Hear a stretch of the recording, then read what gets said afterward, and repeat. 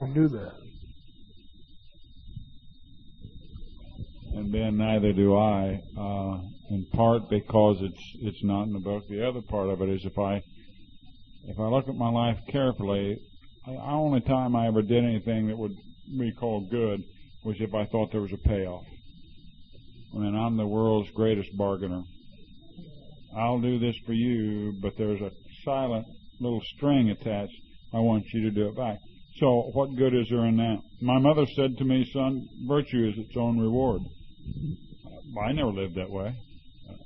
I'd try to do something good, but underneath that was the real truth, was I was doing it to get something, so I can't find any good in my life. So I don't put anything down.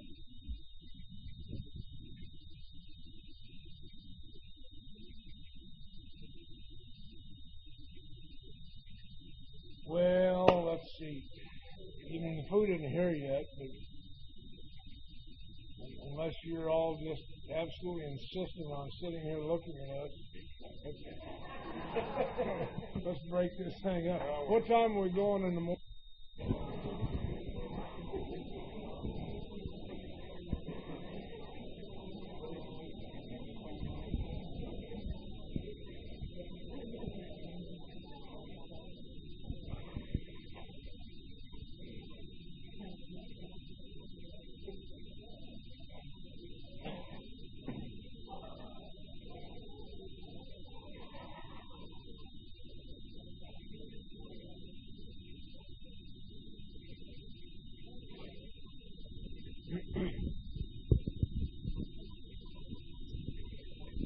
Okay, we embarked on some of the techniques of the house cleaning process yesterday.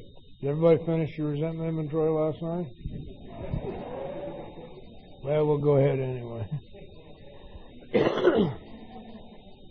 I find 3 separate inventory formats in this book. The 4-column that we use for resentment can be used for fear too, but it's unwieldy, I find. There's another format I was shown that's right out of the book. So let me go through that. First of all, there's a little lead-in that tells us what fear is: an evil and corroding thread that permeates everything. It seems to be the rock bottom of most of the difficulties. Bill thinks it ought to be classified with stealing, and that's not pertinent today when everybody steals everything all the time anyway. It's no big deal. When this was written, stealing was worse than murder, because these people had nothing.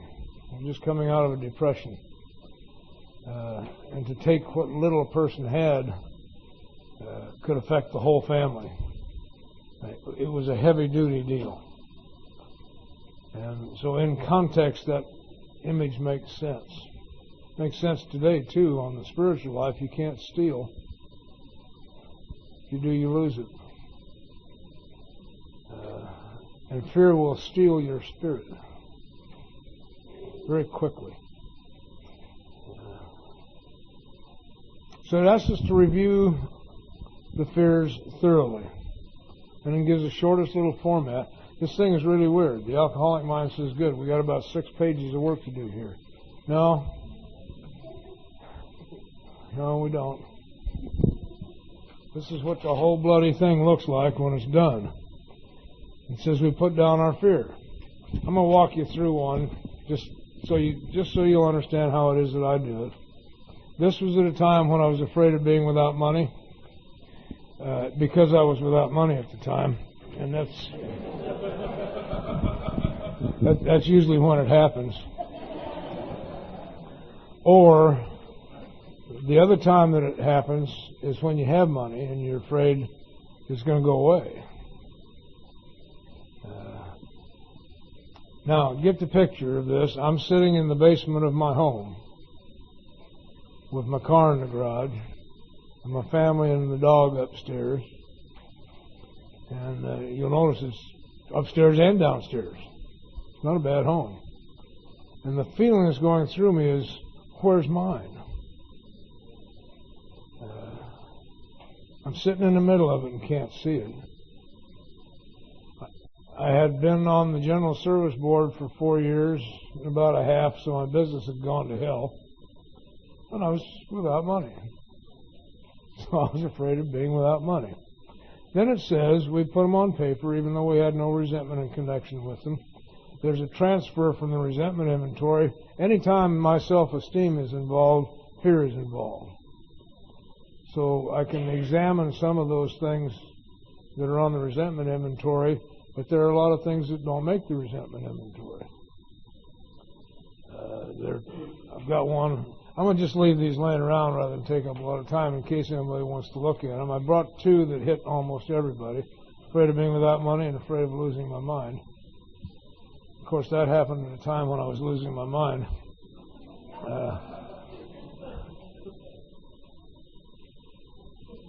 We ask ourselves why we had them.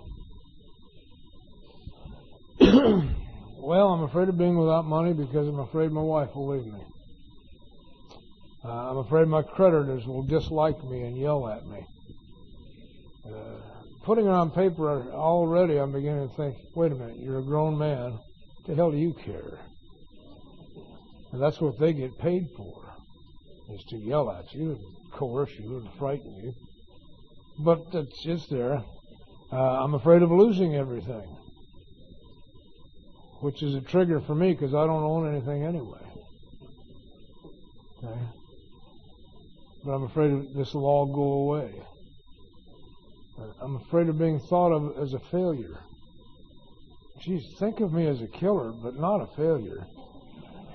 Okay? Scum of the earth, that's good. But not failure. I can't handle that one. I'm afraid of being without money will prove that my whole life's a sham. Suddenly I'm concerned for you, of course. All the people I've sponsored will think that what I taught them was a lie and they will all die. Come on, don't tell me you haven't thought that. I don't have an ego problem. Then I came to the end of it. I was afraid of being without money because now I'm afraid my wife will stay with me. But she'll be supporting me and she'll be down on my head all the time. And there was nothing left to write. It was over. That was it. Sometimes a fear inventory will lead, most of the time will lead to the bottom line being, I will die alone. Now the way this plays out, the way I was showing you, take the basic fear, and each time I'm writing something, we're looking at another fear. What will happen if that happens? What will happen if I'm without money? Then I'm afraid this will happen. If that happens, then what will happen? Until there's nothing left, then it's done. So it's very easy to come to the end of it when there's nothing left to happen except die alone. It's over. Now it says, wasn't it because self-reliance failed us? And I was just taught this simple thing. In trying to find out where self-reliance fails me, I'm to ask myself this question. What am I selfishly trying to, and then whatever it is, to keep, to acquire, to postpone, whatever it is. I'm selfishly trying to do something. And I was given a little mnemonic image as a guide. Let's say I have an irrational fear of elevators. Why? Because I'm afraid the cable will break. And if the cable breaks, it will fall and I will be either killed or maimed. Most probably maimed. I seldom get killed in my fantasies. I do get maimed a lot. Because you can do things with maimed. Okay. Right? Get sympathy. Become a world-famous study. Whatever. You can do things with maimed.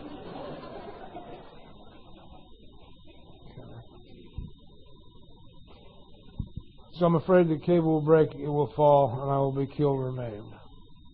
What am I selfishly trying to do? Continue my life on my own terms, to even determine whether I'm supposed to live or die. Now, where it causes problems is that irrational fear will keep me from getting on elevators. I'd be stupid to get on one that I knew had weak cables. but it prevents me from any activity, then I must be free of it, because God may need me on an elevator someday. I don't know. But that little mnemonic just helps me. So what am I selfishly trying to do here? The fear being that my wife will leave me. I want to make sure she stays because I need her.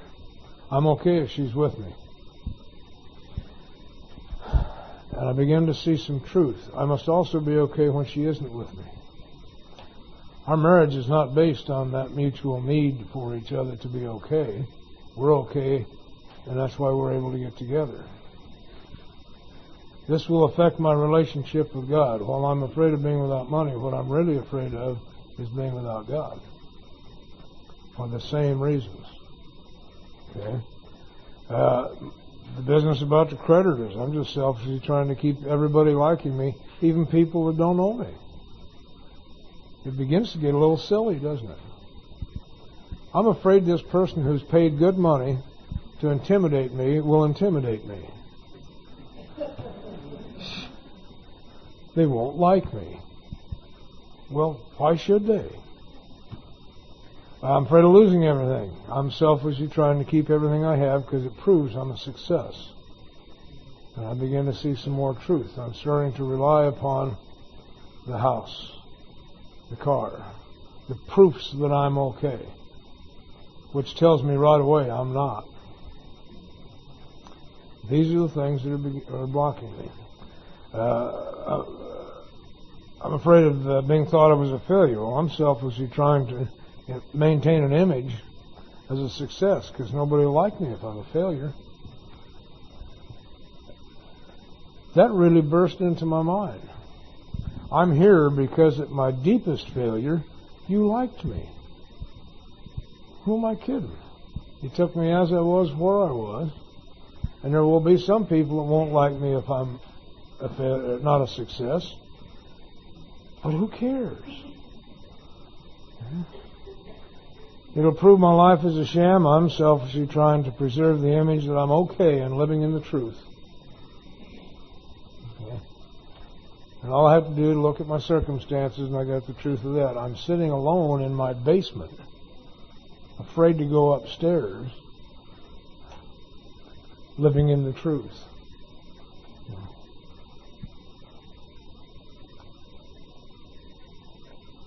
Afraid that she would stay with me but be supporting me all the time. I'm selfishly trying to keep her respect and love on my terms. And that ended it. I'm simply not trusting and relying on God to care for me and protect me. And that's how I do fear inventory. It brings me to that place where I realize how silly I really am. But what do you do with that? The truth won't get me out of the chair in the basement. This is all true, but I'm still sitting in that chair. And I don't know any techniques to get rid of fear. But this tells me a way to do it. First of all, it says we're now on a different basis, that of trusting and relying upon God instead of my finite self. Okay? Trusting and relying. This is where life begins to get real. If I'm going to rely upon the power of God, I've got to get out of the basement and hit the street with it while the fear is still there. Okay? I want the easier, softer way. Don't send me in, coach, until all the little guys are playing so I don't have to be afraid. Put me in now, coach, well, it's the big guys. And then I've got to trust, I've got to rely upon that. We are in the world to play the role He assigns. Now, there was another burst of truth in any of these. I can see me assigning everybody a role here. I'm assigning her a role. Stay with me, make me okay. Okay? I'm assigning my creditors a role. Be nice. Be patient with me. In fact, if you really want to do nice, don't call me at all. Okay. I'm assigning me a role. Living in the truth. Being a success. Being a great example.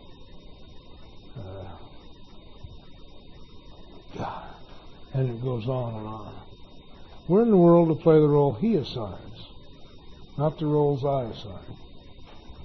I think Bill did a wonderful thing with that actor and acting, and he carried it all the way through. Now, a question pops into my mind when I do this. It leads me to more inventory if I wish. How much role playing am I doing? How many roles am I assigning people? Am I assigning the people I sponsor sobriety? You don't have any right to do that, you know. I am not to determine whether you need sobriety or not. Am I assigning you the role of being either alcoholic or not alcoholic? Am I afraid that if you drink, it will reflect on me? I better not be, because most of you will. Yeah. That's the odds. Most of the people that come through our lives will drink again. That's the odds. We beat the odds all the time, by the way. But that's the odds. So I don't get to assign the role as to what you're supposed to be.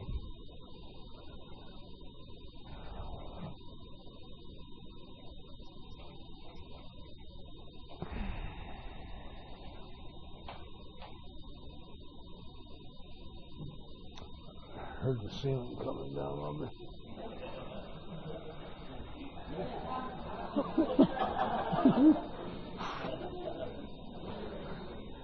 Do y'all do that?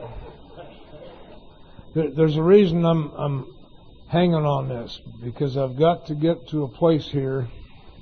The entire solution to life is right here in these few pages. The entire program is here. The end result of all of this is coming up. It's right here in this next page or two. Just to the extent that we do as we think He would have us and humbly rely on Him, does He enable us to match calamity with serenity. Serenity is not floating like a zephyr on the soft summer air. Okay? I had trouble with the whole concept of serenity because I have been serene. 150 milligrams of good digoxin and 2 of Owlsey's caps will get you serene as you ever want to get.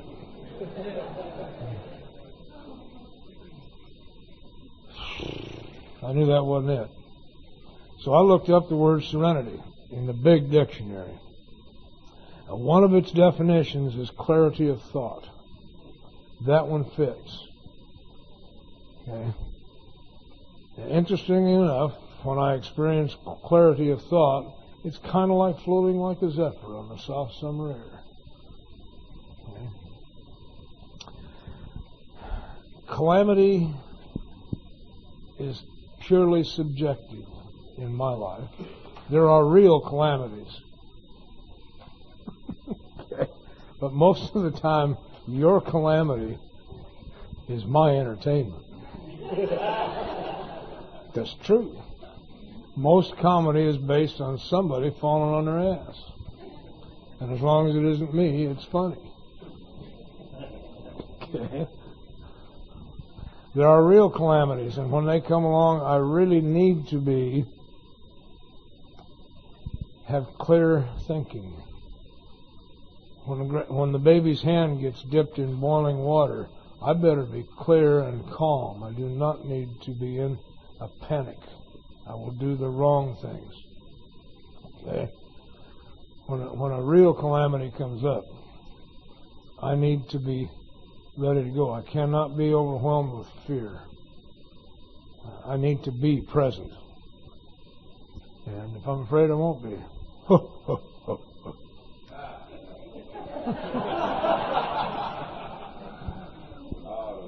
All right. They hit one of my great weaknesses here. We never apologize to anyone for depending on our Creator. What an awakening that was. See, my whole life, all I've really wanted to do was stand on the street corner and say to anybody who passed by how much I really love my God. And I stopped doing that when I was real little because they make fun of you. We don't have to apologize for that. What a wondrous thing I'm part of here. You not only encourage that, you pay my airline ticket to come and say it, for God's sake. Isn't that funny? If you want to say that, just go to meetings and tell them that. and then watch the reaction. So how do I get past this? I'm given a prayer on page 68 that is so powerful that no more work is needed, and it begins to lead me toward what I'm to do with my entire life. We never apologize for God. Instead, we let Him demonstrate through us what He can do. We ask Him to remove our fear and direct our attention to what He would have us be. And I had an awakening on that one time. It does not say what He'd have me do. There are many, many places where it says what He'd have me do. This is very specific. What would you have me be? At once we commence to outgrow fear. I am told precisely what God's will is there. I don't know if you read it. I do. He wants me unafraid. If I ask Him what He wants me to be, suddenly I am unafraid. I commence to outgrow fear. Well, that's a piece of news.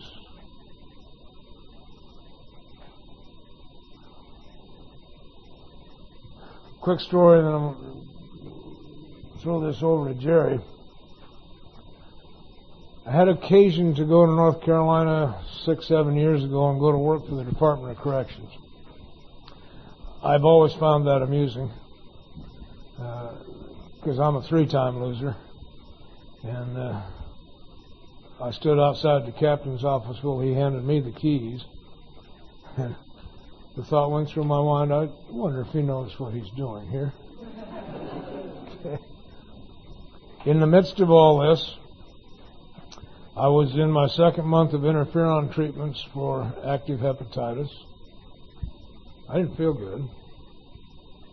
I'd had to leave my home, my group, my family, all of my support, anything, period, which will happen if you get attached to anything and you've already chosen to rely on God. Someday you'll have to give it up.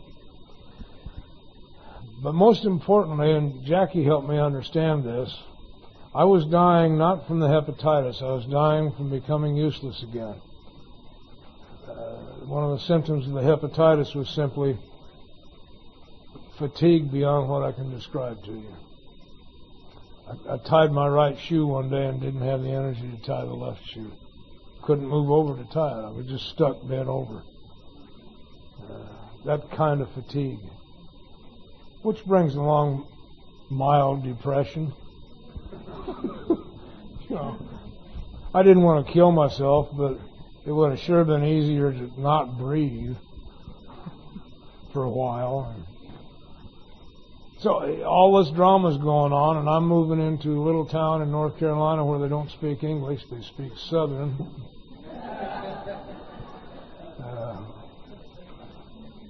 Wonderful language, but I didn't understand it. I'm given a job to do that I had no idea how to do. My hero, instead of training me like I thought he would, handed me the keys, said, here's what I want done. See you. And he walked off into the woods somewhere. What I'm saying is I was brought to a state of being where I had to rely entirely upon the power of God because there wasn't anything else. The AA group was the best in the country, but they weren't doing it right. I had some difficulties there. I don't want to spend a lot of time with that. Got all of this worked out over the next couple of months.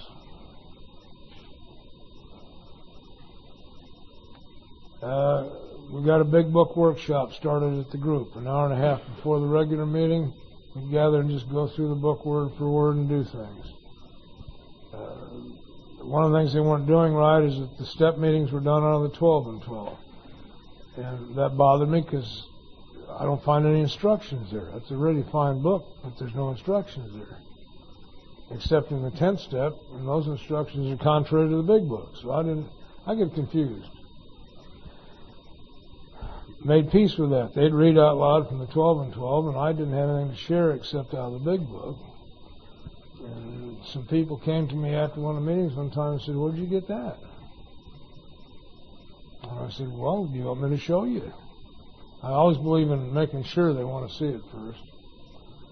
And they'd say, yeah, so I'd get it down, show them where I got that, and the next thing I know, I've got the little workshop going. I've got 5 people to sponsor. They want to know more about this. So all that's working out. I learned I can do this job. Jackie had come down to visit me, and I had gone home, and everything got right. Everything was fine, and I was dying spiritually. And I knew it, and I was baffled by it. You can feel spiritual death coming on, just like you can feel dying physically coming on. And I was baffled, and I talk mostly to my new people. My sponsor's too lofty sometimes. Never mind. The new people understand desperation. And make no mistake about it, 30, 31 years of sobriety does not leave you immune to desperation. In fact, it's even more desperate because you get the new illusion that at this point in time I'm not supposed to have this kind of problem. Yes, you are. Anyway, I'm dying spiritually. And I said to one of the new guys, I don't understand this. I'm doing everything right. Everything is going right. I've become a good demonstration for God. What's wrong? Now, I've been taught to listen to myself. I was told early on, try to remember everything you hear at meetings, but more importantly, remember what you say, because that'll tell you where you're at. And I heard what I said. I've become a good demonstration for God. That's what was wrong. Okay? This isn't about me demonstrating for God what I can do. It's about God demonstrating through me what He can do. And that little shift is a matter of life and death. It's that serious. So there it is again. We'll let Him demonstrate through us. Much more better. I am not here to demonstrate for Him what I can do. I can't get even locked up in the right place. Okay? Ta-da! Hit it.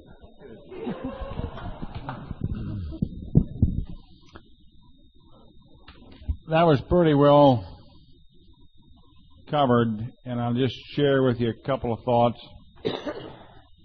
and perhaps dispel some misconceptions that we hear around our little fellowship from time to time surrounding the fear inventory.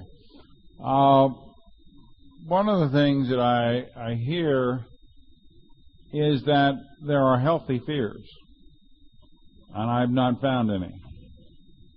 I really haven't. I don't know what a healthy fear is. I've also been told that I need to learn to face my fears and walk through them.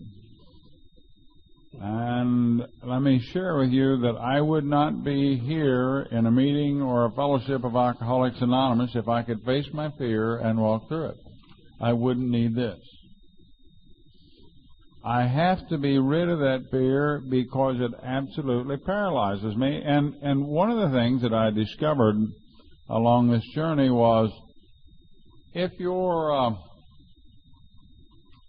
in fear and you're 25 or 45 years old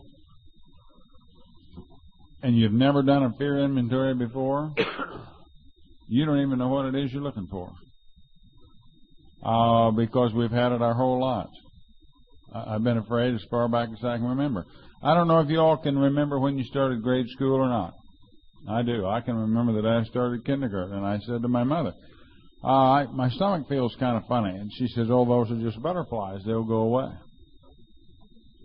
I'll tell you, they never went away. I lived with that knot in my stomach until I finally discovered this little solution here. I didn't know. Somebody said, well, Jerry, why don't you make a list of your fears? I said, I don't have any. I have a fear. Now, there's always some fun stuff to talk about on fears because Don mentioned yesterday, it's not the stuff that I know about, the unknown. It's the stuff that I know it's going to happen. I don't worry about big stuff happening. It's when I ask a pretty girl if she wants to go drink a cup of coffee. That's when I get petrified and terrified. I really do. And that fear was with me for years and years and years. And again, because it's something we've lived with most of our life, we don't even know that we have it. If you pray a little about this whole inventory process, sometimes that fear will turn to terror, and then you'll begin to recognize that, oh, that's what it is. So if you have to experience a little terror and through one of these inventory processes, don't be too concerned. It's just God revealing your fear to you. Okay?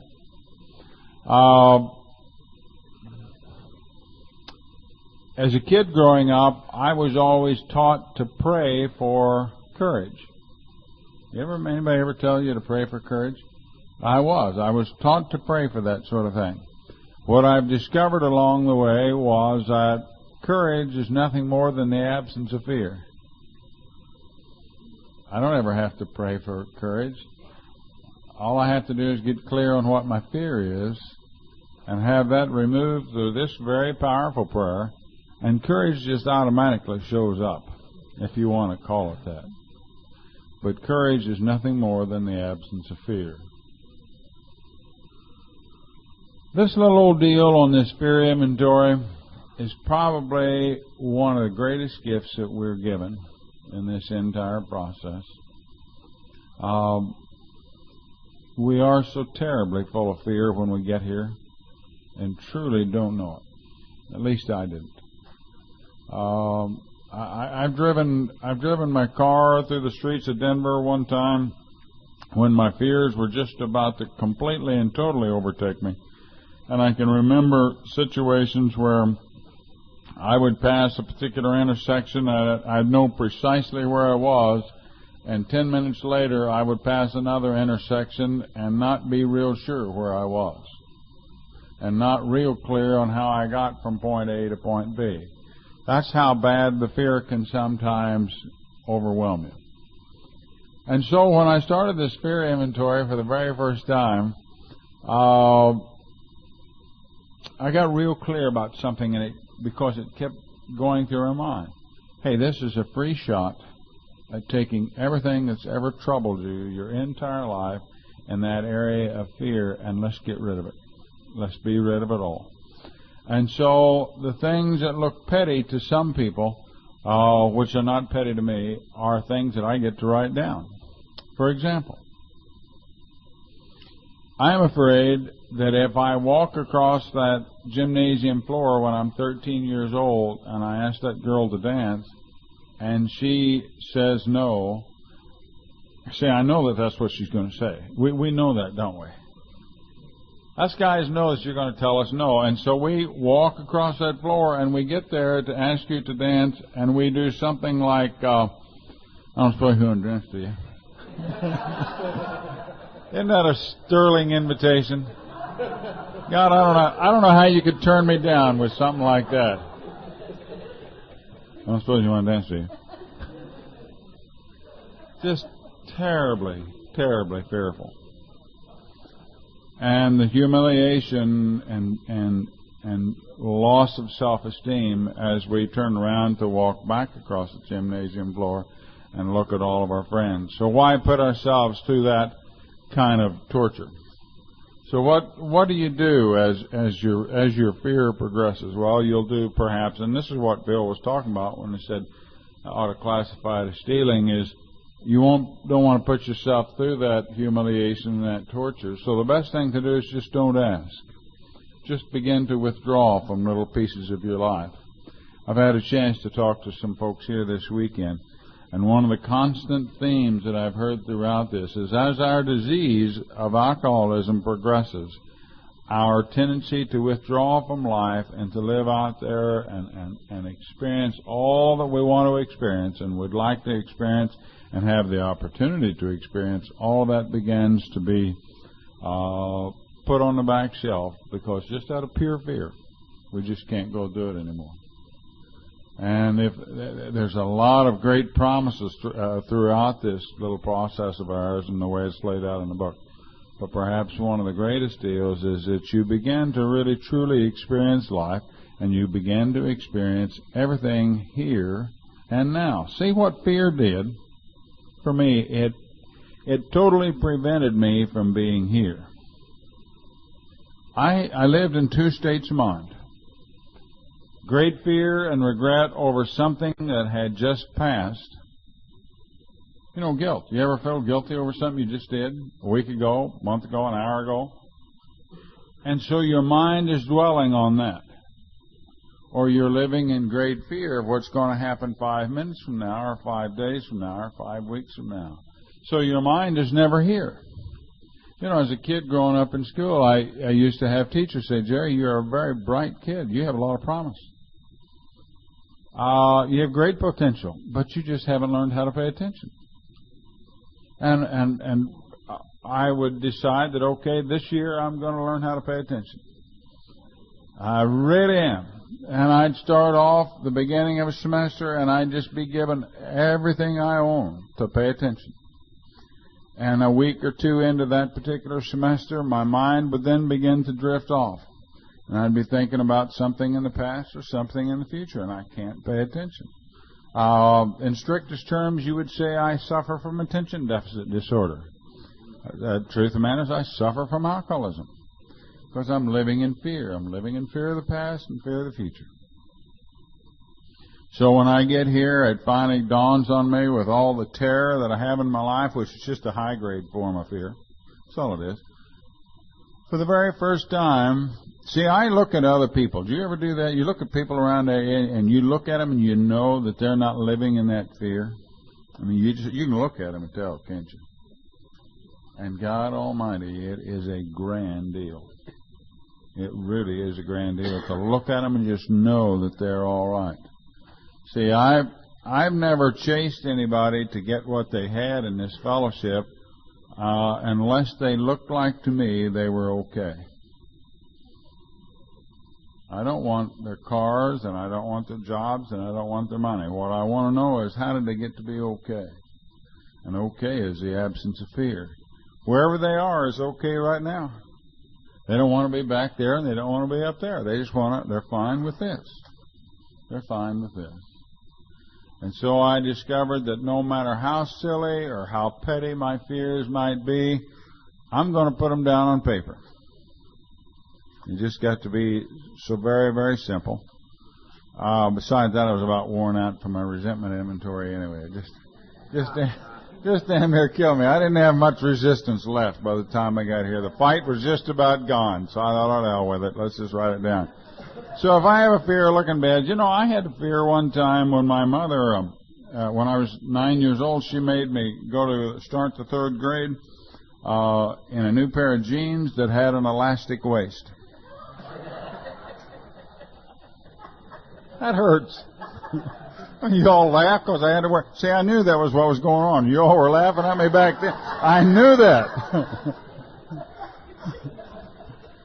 God Almighty, 9 years old and having to go to school wearing jeans with an elastic waistband. God bless America. And how can you be cool wearing elastic waisted jeans? You can't. See, at 9 years old, I'm already afraid of what you think about me. Afraid of what you think about me. Afraid of not being cool. I've come to understand that I'm not cool. So who cares? But in those days, that was a major deal. Oh, God, that was a major deal. But we look at that today and we say, how petty could that be? I'll tell you how petty it can be. We can carry that same fear forward for another 40 years if we're not careful. How do they think I'm going to look? Am I making a good impression on these folks? God, I'm obsessed with that. I'm obsessed with looking good. So I start down through that fear inventory, and I think, I really don't care. I am so tired of this. So terribly tired of living my life driven to get you to like me, driven to look good, driven to have all these things. You know, I'm the kind of a guy who can be in a state of panic thinking about having to drive an old car. Well, you know what? You know what happens if you drive an old car? Well, you pull up the stoplight, and your car's sitting there. It's missing about on 2 cylinders. So, and it's smoking out the exhaust, and it just doesn't look very good, and she pulls up beside you. And oh, the humiliation of that. You don't know who she is, but it's... Oh, God. Well, I tell you what's worse, though. You ever think about public transportation? Isn't that a bummer, having to be a hip, slick, and cool guy and stand on a street corner at a bus stop? Oh, God almighty. I mean, it's almost unheard of to have to think about doing it, because she might drive by. Those are the kind of fears that showed up. Elastic waisted jeans and old cars. Because I won't be cool. And if I'm not cool, she won't like me. Now, have you ever stopped to think how deep we are, guys? We're really deep, aren't we? All these years, I think I'm hip, slick, cool, and a great intellect. And the truth of the matter is, I am interested in her if she's interested in me because I have a nice car. That is deep. If I ever lose the car, I'll lose her, if that's the way it looks. If I think that through a little bit.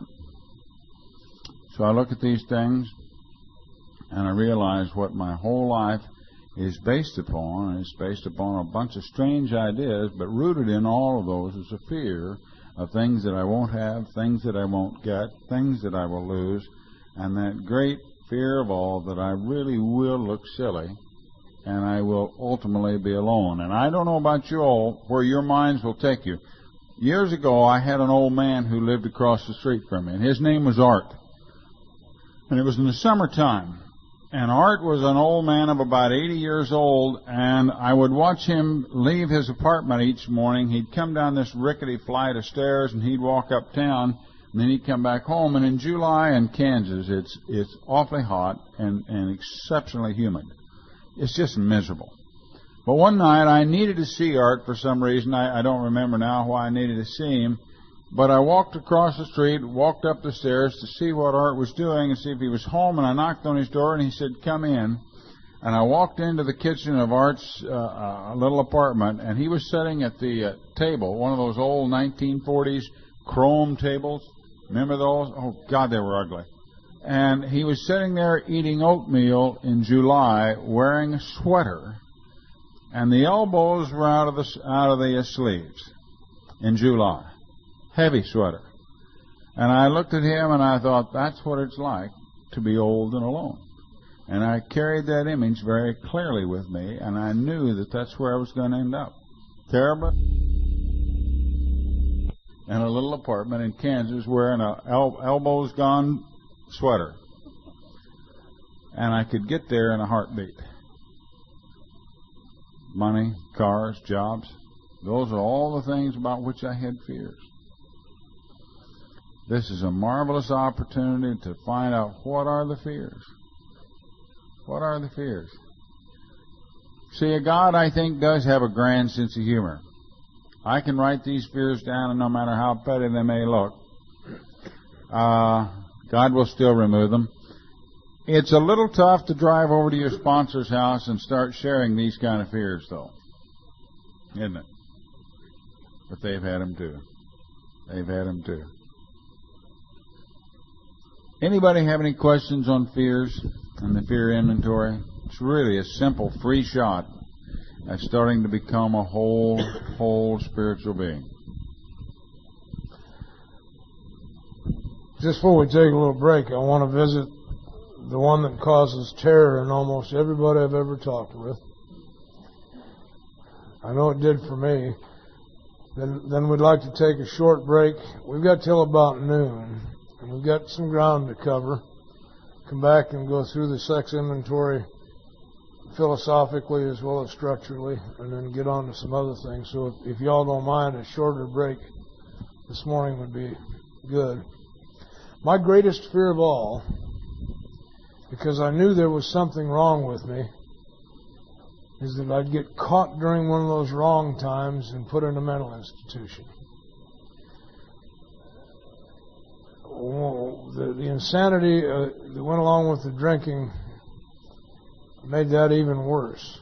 And the image was this. if you go to prison, you know when you're going to get out. They give you a date. If you go to a mental institution, they can keep you forever. And I knew that I would get caught during one of my weird times, and they'd put me in. And I also knew that one of the ways they gauge when it's time to let you out is when you understand that you're sick. And I'd be sick going in, then I'd get okay, and if I told them I was okay, they'd keep me forever. As long as you think you're okay in a mental institution, you're crazy. And I had that vision that I would be okay. I'd come out of the insanity and I'd be okay, because I did it all the time. But then I'd be left in there again alone, because I wouldn't be able to relate to the nutsos and I wouldn't be able to relate to the doctors. I'd be alone. But you'd catch me at the wrong time and put me away forever. I'd never be able to convince you I'm okay.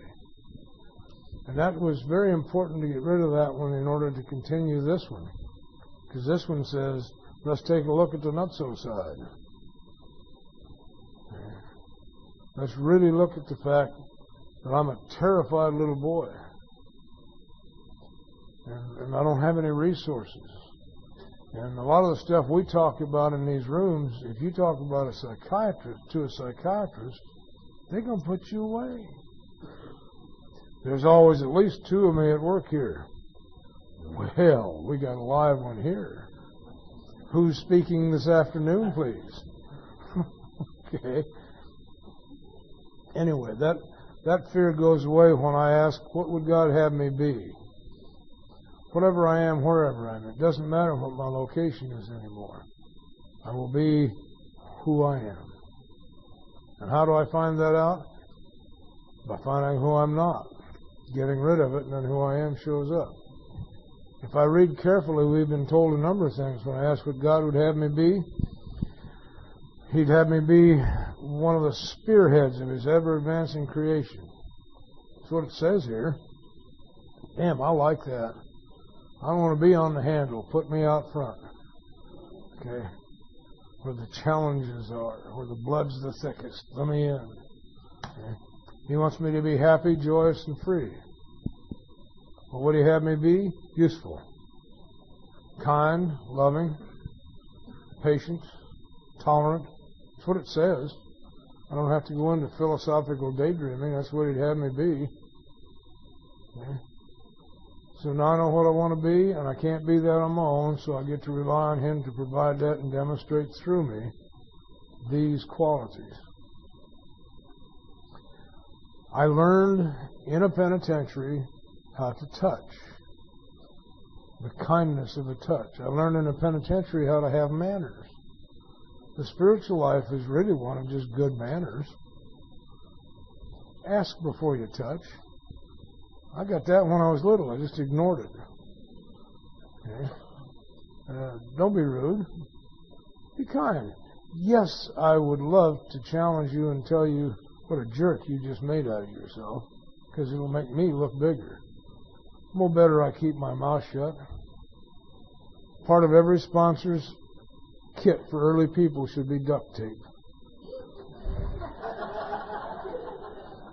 For himself. Okay. Anyhow, let's take. Can you get it done in 10 minutes? Okay, we'll be back in 10 minutes. At the break, someone asked me, and I'm going to try to see if I can capture as nearly perfect as possible the question that was asked on a fear. And the question that was asked by this person was, their whole life they felt like they didn't belong, and they got sober here in AA, and now they have a fear again of not belonging. Did I get that correct? Okay. So the question is, how do I get through that fear of not belonging? Believe it or not, that is just another fear. It's just that simple. I mean, we just list it. I have a fear of not belonging. And you ask yourself, okay, then why do I have that fear? And if you can find out the answer to that, then you put that down. I was going to an AA meeting in 1989, almost 13 years sober, and I had a real deep sense of not belonging in the group that I was at. I mean, it was a sense of not belonging and a fear of not belonging all at the same time. I was experiencing it all together, and it was growing in intensity. And when it finally peaked out, the thought was, I don't even belong in AA anymore, and I don't belong out there anymore. Now, where do you go when you don't belong here and you don't belong there? That is a terrible spot to be. What I discovered was that there are people who do what we do on this particular path, and for me to hang out with them, which I dearly want to do, but if I am not doing what they do, I can't hang out here. Not that they exclude me, that I exclude myself. I can't stand to be around somebody who's honest when I'm a little cheap weasel. Well, it's too uncomfortable. Spiritual people radiate the Spirit. Man, it just happens. There's not anything you can do about it. And if you're just a little chiseling weasel and you're trying to hang out with spiritual people, hoping that some of it will rub off, which I do, that's been a characteristic of mine. I'm a spiritual thief. I'll take what you've got if it'll make me feel better. So if I want what you have and I want to be able to hang around with you, then I need to ask you, what are you doing? And that's, by the way, has been the basis of my being sponsored. Was I asked the fellow, I said, what do I need to do? And he said, hell, I don't know. I thought, oh, Christ. I'm asking this, I'm about to die in sobriety, and I asked this guy what I need to do, and he said, I don't know. I said, well, what did you do? And he said, that's a different question. And that is a different question, isn't it? And I'll tell you the same thing. If you ever ask me, what do I need to do? I'll say, I don't know. I mean, you're talking to a guy who was almost locked away for the rest of his life in a nut house. What do I know about what you need to do? But I will tell you, if you ask me what I did, precisely what I did. And on fears about not belonging, I would simply write down, I have a fear of not belonging. And then I would ask God to remove that fear. Real simple. You want to start the sex inventory? You're always good at that.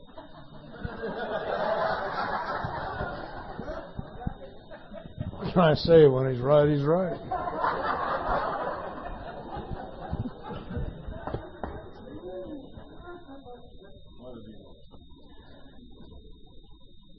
I have learned through some hard lessons that whether I feel like I belong to a group or not has absolutely nothing to do with whether they accept me or not. It has to do with whether I accept them or not. Period. I have some stories behind that.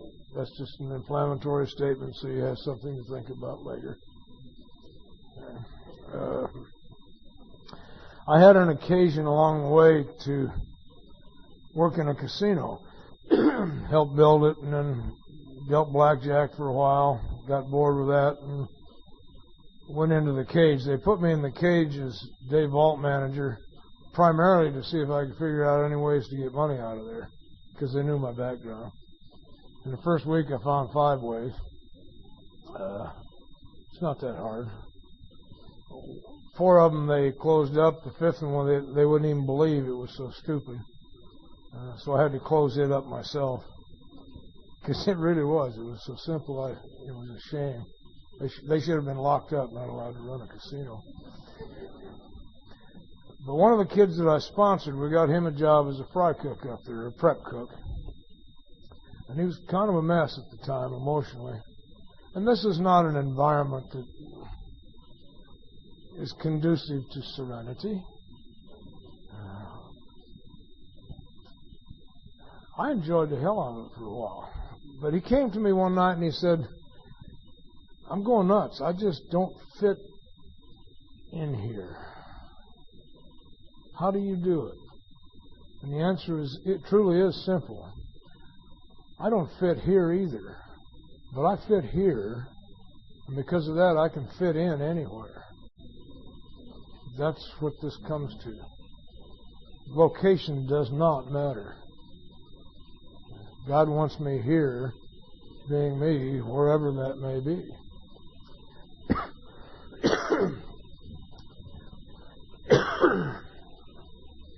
I'm going to kind of blend some things in this sex inventory because the first time through, and perhaps subsequent times, it's about sex. But this isn't about sex. This is about conduct. This is not a pornographic inventory. This is a conduct inventory. Well, that's what it says. We reviewed our conduct over the years past. And they're directly addressing sexual conduct. But know as I talk, this is the method I use to also take a look at my business relations, my home relations, any relationship. What's my conduct? And the format is different for me. For resentment, we make a list and then analyze that list. Here, we ask the questions and the list develops itself. I have a new consciousness now. If I've done the work to this point, I am conscious now that my troubles are of my own making, and this is about me, not you. So it doesn't say make a list and then ask. It says we review our conduct. Where had we been selfish?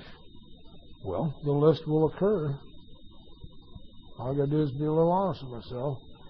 Where have I been dishonest or inconsiderate? Whom have I hurt? It doesn't say make a list. It says whom have I hurt. The list develops itself.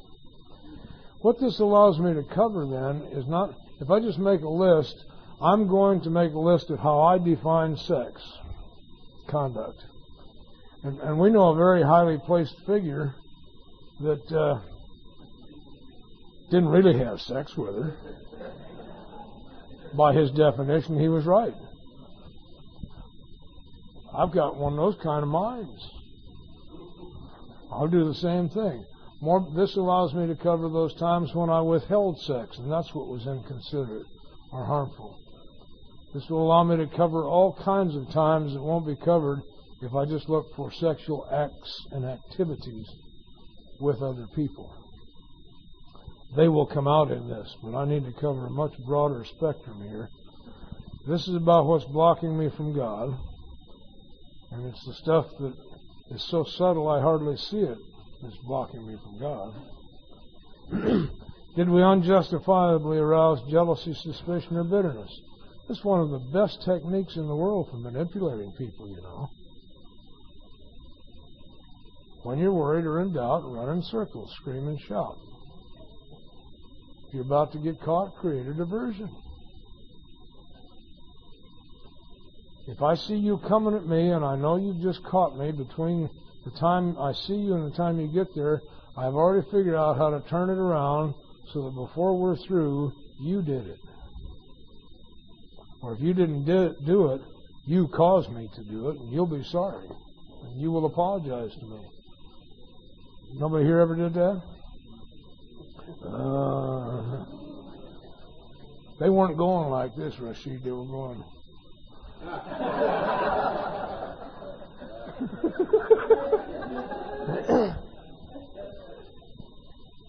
No wonder people don't like me.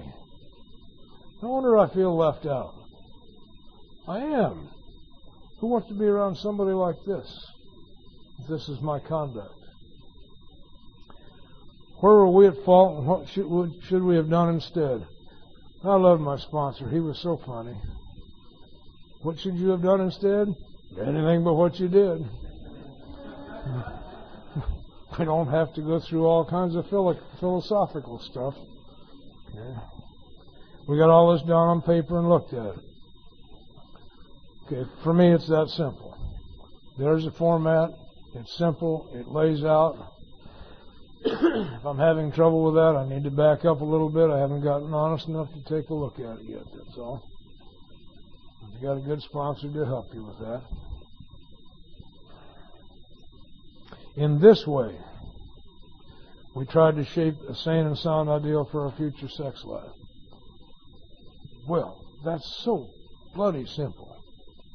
If I'm wrong for being inconsiderate, my ideal will be to be considerate. All I got to do is just turn these over at the first time, and I've got a really nice ideal here. If I'm arousing jealousy, suspicion, or bitterness, I want more of her attention. And one of the sick ways I'll get that is to begin dropping hints that there might be somebody else, and then take some little actions that where I've got little periods of time that can't be accounted for. Okay?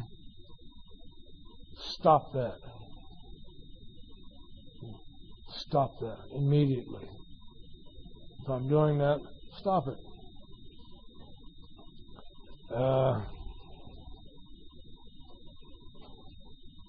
You don't need lectured on that.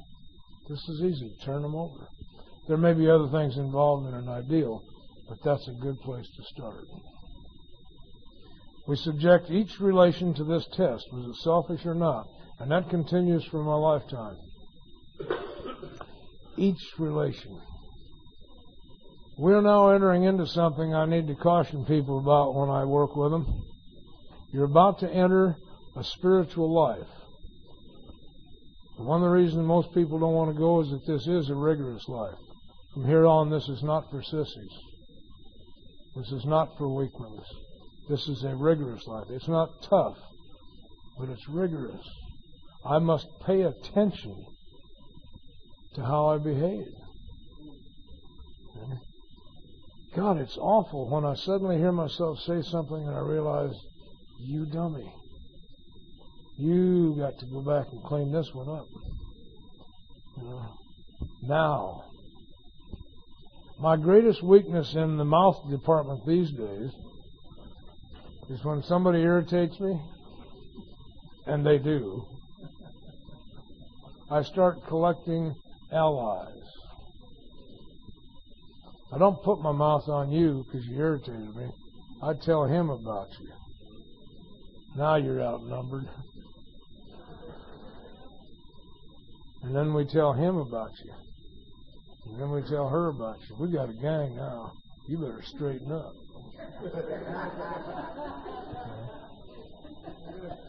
What a dreadful thing to do. I put him in a position where he's forced to respond. He may like you. And he may like me. Now I put him in a position where he has to respond. So I got to watch my mouth. I caught myself doing that at work one day, several years ago. I started talking about the bitch. A lady in another department who wasn't doing her job right, which put pressure on me. And those are guides I can look for. When I heard myself say the bitch, I knew you're out of line. Absolutely out of line. Okay. But between when I caught myself and a couple of days before, I had begun with my own staff to get them to thinking of her as the bitch too, which undermined the morale of my staff. What a stupid thing to do. But we get caught in that. Okay? That's inconsiderate.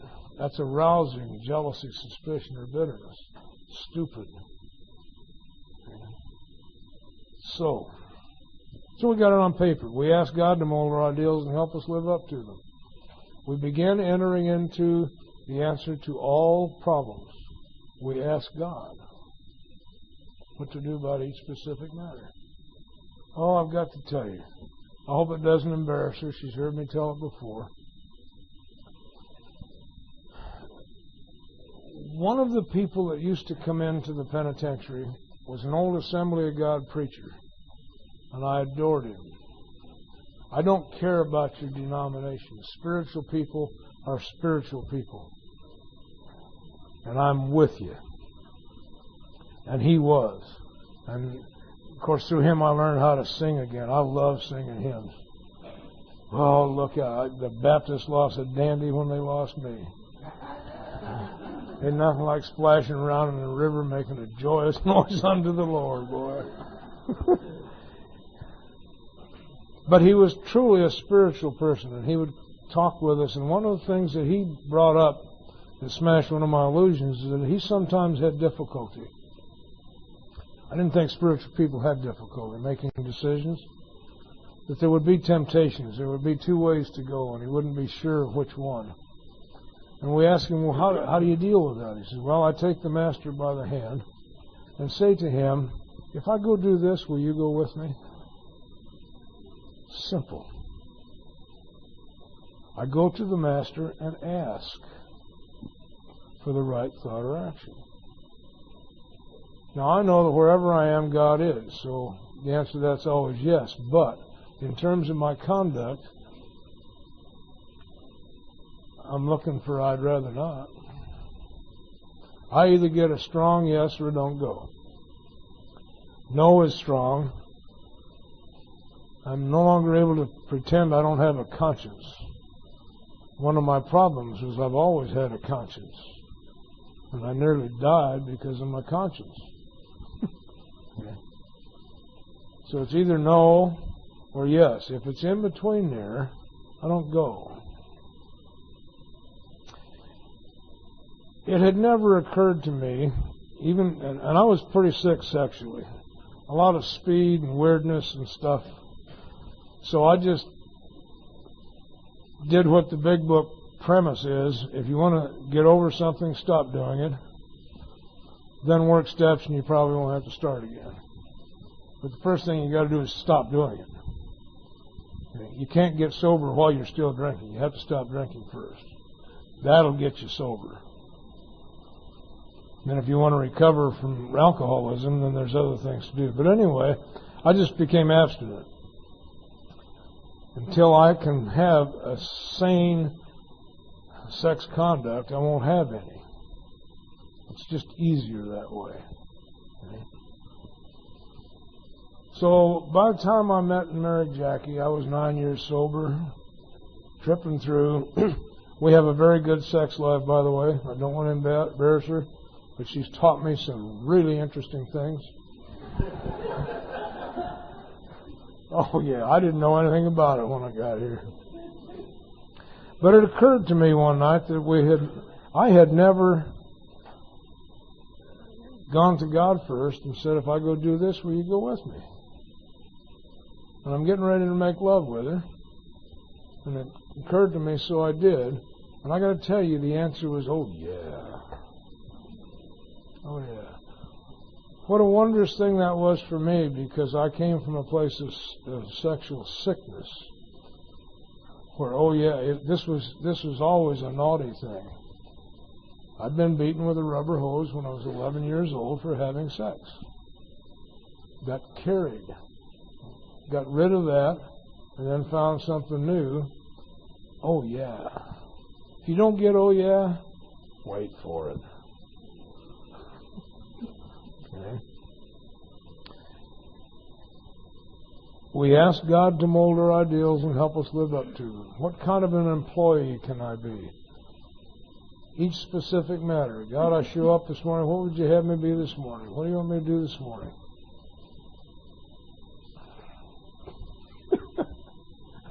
I work for Him now. Isn't that weird? Please don't tell Him how unconfident I really am. But the job I have today is outrageous, and I won't tell you about it because it'll just piss you off. 5 years ago, I quit the job I had in North Carolina because it was time to come home. I was about to get a big promotion, and I don't want to be an executive. I really don't. I'd rather be nobody. Executives work way too hard. They have to do everybody's job. It's no good. Anyway, I quit, came home.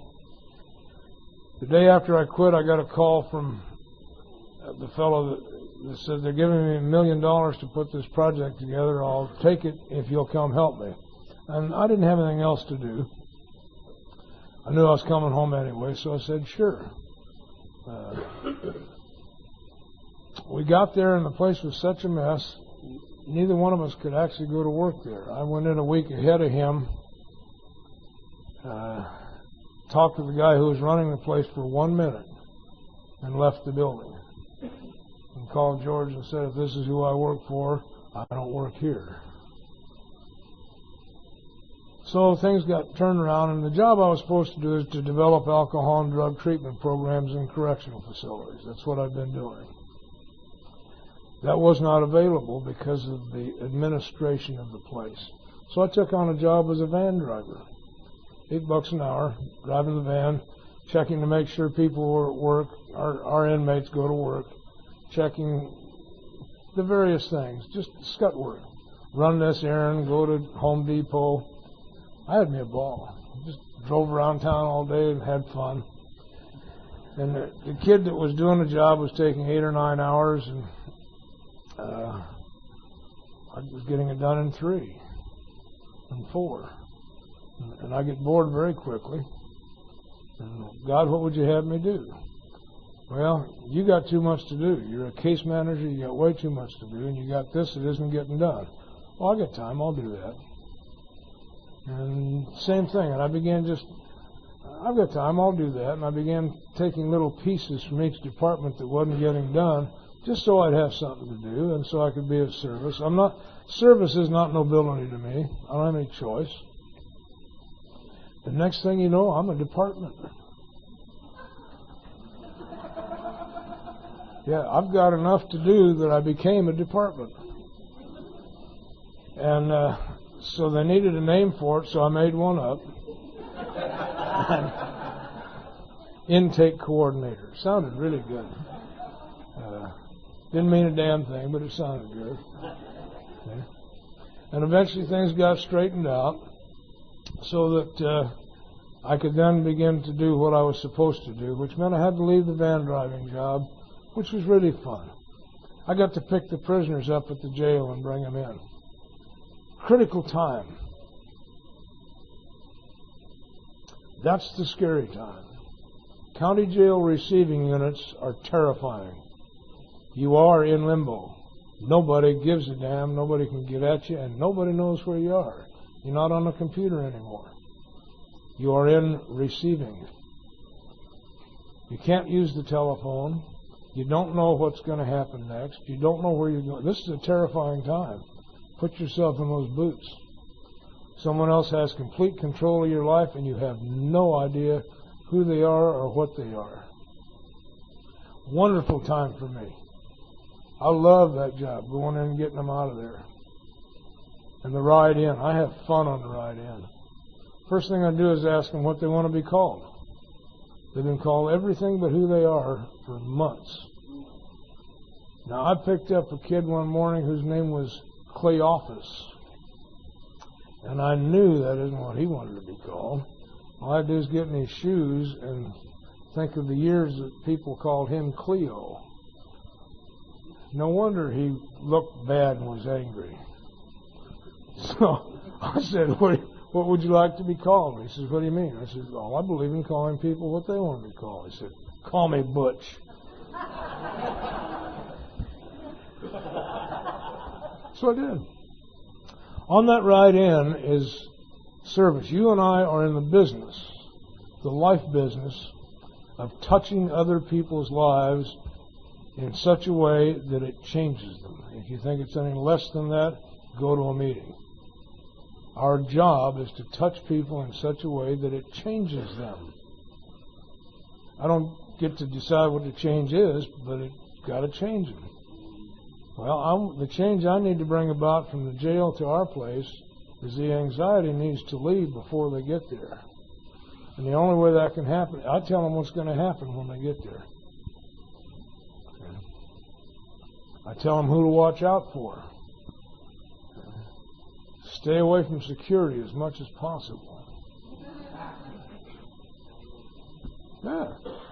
Their job is to make sure you fail. It's their job. We have a visit on the way in. I want to know where they're from. When we get there, there's an intake. I bought a great big old chair whose only purpose is to put the new people in. It's a great chair. Overstuffed, wonderful. And that's where we do the intake. I sit in a hard chair, and they sit in this nice chair under a nice lamp. I want them to understand clearly, you're going to be treated differently here. So all that goes away. It's self-interest. I don't want them nervous when we get there. Anyway, I got to do that. I was loving every minute of all this. I love getting friendly with the deputies in the receiving unit because I've been there. They weren't friendly last time I was there. And I got a cell phone from the company one time, and you're not supposed to take those into the jail, but I'm forgetful. And I was inside with the cell phone, or when I discovered I had the cell phone, and it came over me.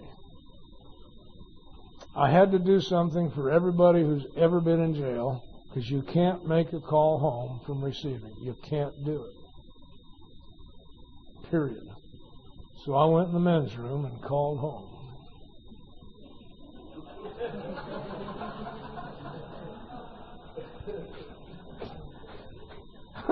My wife works in the hospital, and one of her nurses answered the phone, and I think I told her, "Tell Jackie that I'm in jail, and I'll call her later."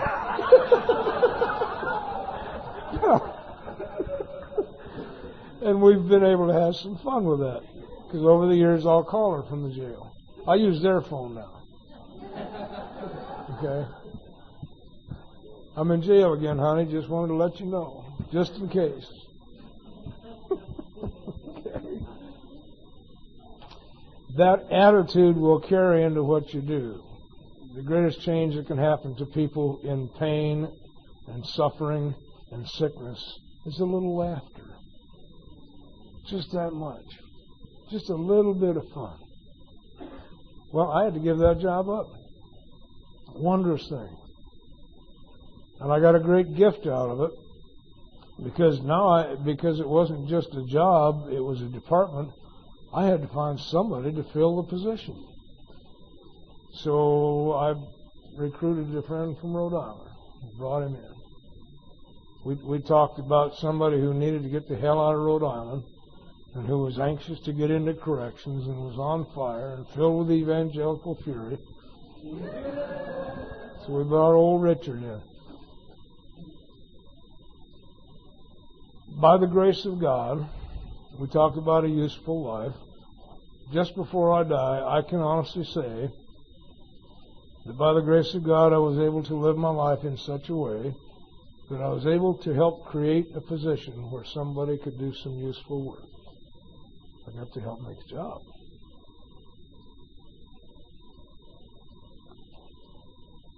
That's what this will bring out if you get rid of this. And I don't consciously do this. Please don't mistake when I tell the story, I'm telling you about what happened. This isn't in my mind when it's going on. This is all intuitive. This is all of the moment. You get to look back on it, and I think, my goodness, look what happened here. Let's see, what was the last title I made up? We've been making up titles for me ever since I went to work there, because nobody knows what it is that I do, because I'm not what I do. My boss finally got that one day. He said, I got it finally figured. It's not what you do, it's who you are. And that's something that's nice to know, because that's what this is about. It's not what you do, it's who you are. Okay. So see, my last one was liaison. I like the word. I was the DART liaison.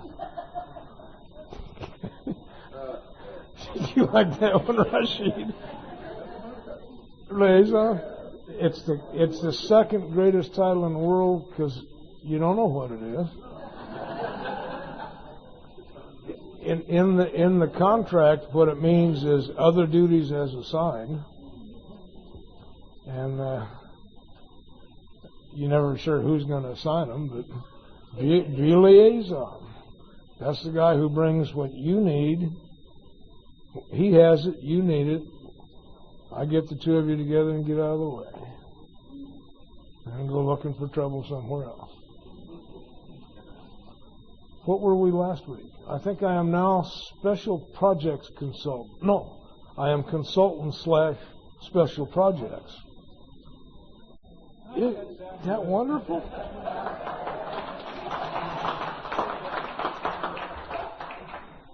It doesn't mean anything, but it means everything. Have some fun with your life, okay? I don't have to manipulate that. Whatever the ideal turns out to be, we must be willing to grow toward it. Okay.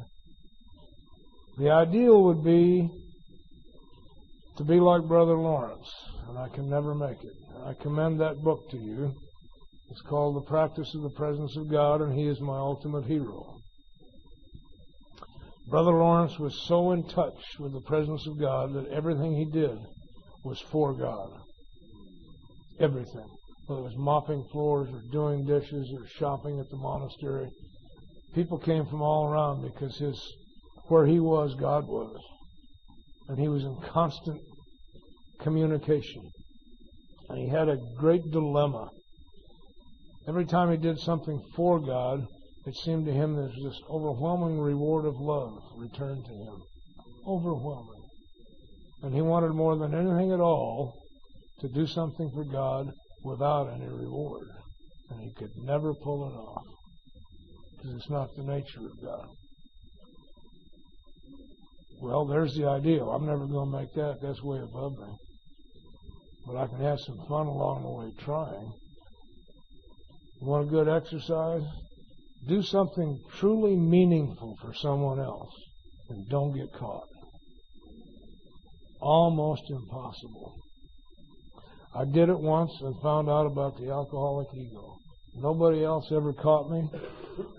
And my ego says, well, boy, you did it.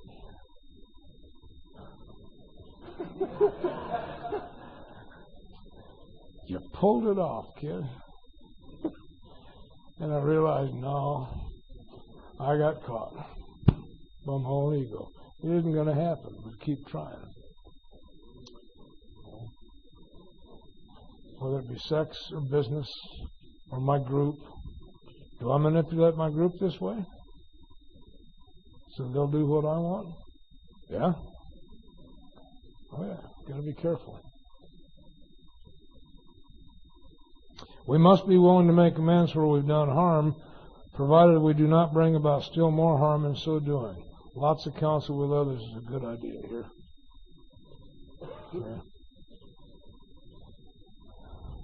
In other words, we treat sex as we would any other problem.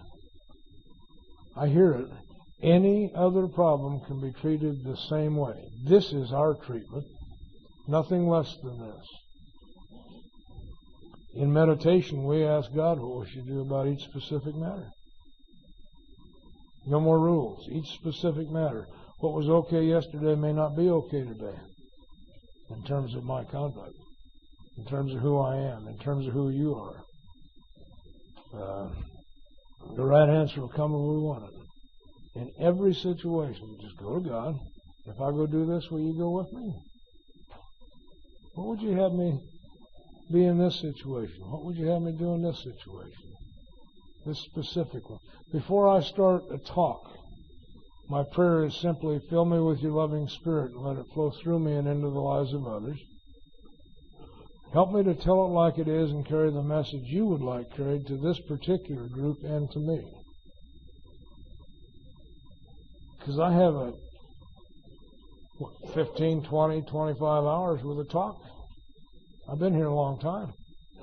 And I've got a good memory. I don't know what you need to hear. I must have guidance. The guy who isn't getting the physical thing, the psychiatrist, I need to ask God, how do I say this any simpler? I don't know how to do this.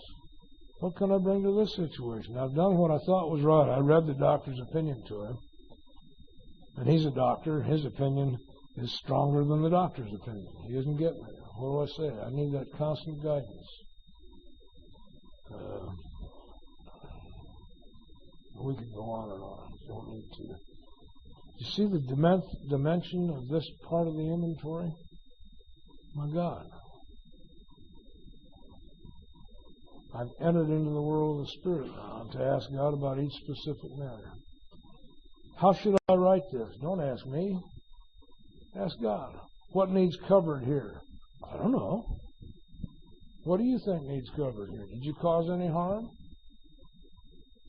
You come to me and say, do you think this was harmful? I don't know.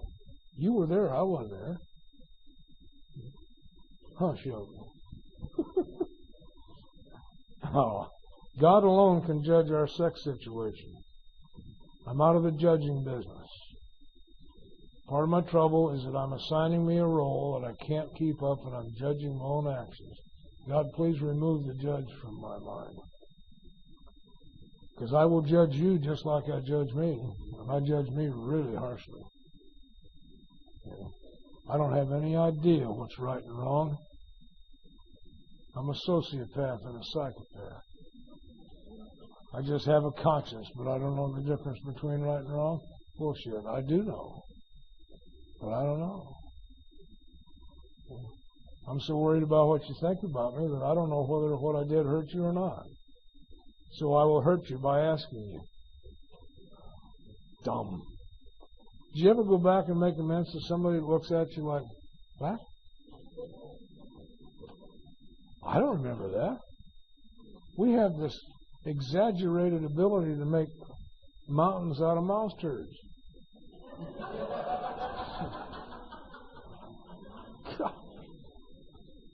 Counsel with other persons is desirable, particularly in this area. Be very, very careful here. This is probably the second most powerful force in the human condition. It's one of the reasons we get so screwed up. We are power seekers, and this is about power, and this is powerful stuff. You learn real early that you can manipulate people with this one. Okay. So we hurt a lot of people along the way. So counsel with other people is often desirable, but we let God be the final judge. If I go do this, will you go with me? Who do you want looking over your shoulder? I'm going to leave it at that. Jerry, it's your turn.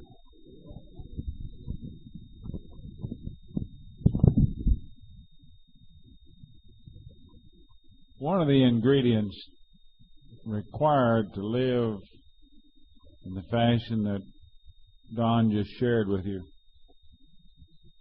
and to be a part of that spearhead of God's ever-advancing creation, one of the key ingredients is we've got to be able to look the world in the eye. We need to wake up, be a bright light each and every day, and go out there and be in the middle of us. Get out on the street. In order to do that, I need for somebody to know who I am, to know the truth about me. As objectionable as it may be, I need for at least one person to know the truth about me. And that's essentially what the fifth step is all about. See, by the time we get through with this inventory that we have been talking about for several hours now, a truth will overwhelm us, and that truth is that the person we wish we were is so far removed from the person we really are that I can't hardly stand it, and we need to go talk to somebody about that. We need to go tell them the truth about ourselves. And I won't try to get into all the magic that occurs in that exercise or this little action step. But the bottom line is we pick up our inventory and we go see a person of our choosing, whether it's our sponsor, whether it's a religious individual. Some of us belong to religious organizations, and we need to make our confession there, if you will. Or it may be just a closed-mouth friend, somebody you can trust, that they're going to keep this stuff quiet. You know, one of the things that I think is so crucial to what we do is that whatever it is we share is going to stay with that person unless we give them permission to talk about it. Now, Don knows that my life is so squirrely, but I have told him anytime you can use something of mine and it'll be put to a good, useful purpose, use it. And we're talking about maybe some other alcoholic getting a chance to live. So why not use it? It's goofy stuff anyway. But the long and short of it is, I need to go share this with somebody. Now, I always kind of chuckle at some of the fifth step stuff. I made an appointment to go do my fifth step the very first time, and oh God, I didn't want to do that. I really didn't want to do that, and I kept thinking, is there some way I can avoid this part of the deal? And I knew that I couldn't. But one of the great joys that I'll share with you, or discoveries that I'll share with you, is this: if you really, really get some clarity, just some clarity about your first step, you will take the second step. And if you do the second step, I'll guarantee you, you will do the third. And you can see where I'm headed with this thing. If you write a fourth step, you will go share it. If you've been awakened to the Spirit, you'll go share it or you go nuts.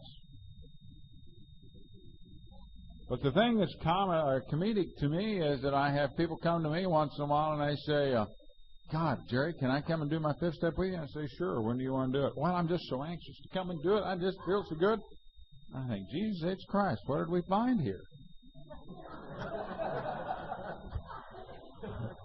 I sure wasn't anxious to share my shabby little stuff. But I guess, it's each his own. So, point is that we go share it with some